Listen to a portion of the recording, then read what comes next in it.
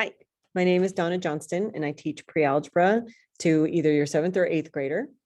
I was born and raised here in Washington, grew up in Shoreline area, and attended the University of Washington for both my undergrad and my grad degrees. I am married to a cougar, so November's a little tough, but it's been great so far. And then we have 2 sons. One's a sophomore at Mount Si High School, and the other one is an 8th grader here. And yeah, I've been teaching since 1997, so it's been a little bit. This year we're using this textbook. Your child's had a chance to check one of these out and have it at home. If you don't see one at home, they might not have chosen to take one home. They still can, but everybody has access online. So just making sure that they have one version or the other is great. Then I wanted to share a little bit about Schoology, because this is where it's like one-stop shopping. Right now, this is what our folder looks like so far. Your icon might be different. It might not be Grumpy Cat because you might be some of my 8th graders, but the folders are somewhat similar.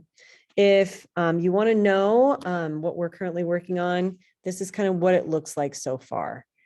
So we have videos folder. This is where all the videos are held. So when it says for homework that they need to watch a video, go to the videos folder. That's what I'm trying to train your child to do. The notes and handouts, just to kind of have the extra things that I have them put into their binder to take notes on. So I usually have everything in there that they need. Optional additional practice. These are good to take a look at. There's challenge problems and there's extra practice problems. And I also provide all of the answers so that they can check their work and then ask questions if they have any additional questions. And then I list out by day and when it's due, just so that they know for the week. I like to upload these by like Friday or Saturday, so they know what's coming up during the week. So if you have a really busy week, then they might be able to do something ahead of time. And that way they're ready to go for the day. Now for homework assignments, they're all no count this year, but I do keep track of things if they're coming late or if they're missing. Just at the end of the unit, I'll take those tags off and no count all of them. But it's a good way for us to kind of keep track of things. So if they don't do so hot on a quiz, it's probably more likely that they didn't do their homework on time, they fell behind, or they didn't even do the homework to kind of learn the concepts or to practice. So it's kind of a conversation that we all need to have. The student's grade is graded 100% on assessments in every single class this year. So we're going to give several quizzes and several tests and try to show growth. And what I've told the kids so far is that if they don't do so well on a quiz, but they do better on a test, then I will no count the quiz because they've shown growth.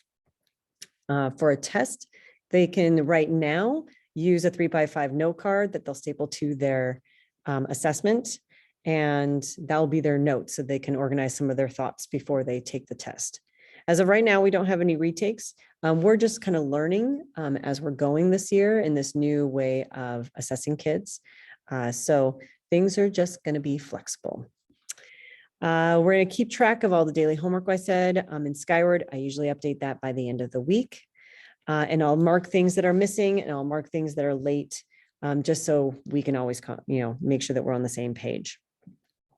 And then the only other thing that we might throw in from time to time is called a Wednesday wrap up.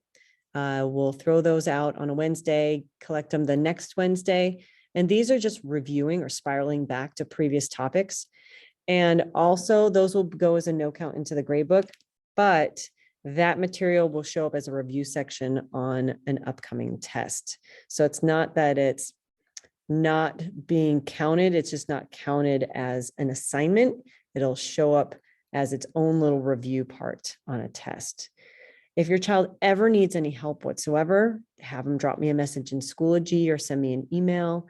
We can set up a time for them to come meet. Before school is probably the best. I know Thursdays are definitely out for anything because we always have, all staff has a meeting that day. But I can always try to make sure that I set aside some time before school or after school to meet with your child if they have questions. That's all I really have to share at this point in time. I will be sending out a questionnaire. So if you want to buy via email, so you can take a look at that. send it in at your own convenience. And if there's nothing really to share, then you don't have to send anything in.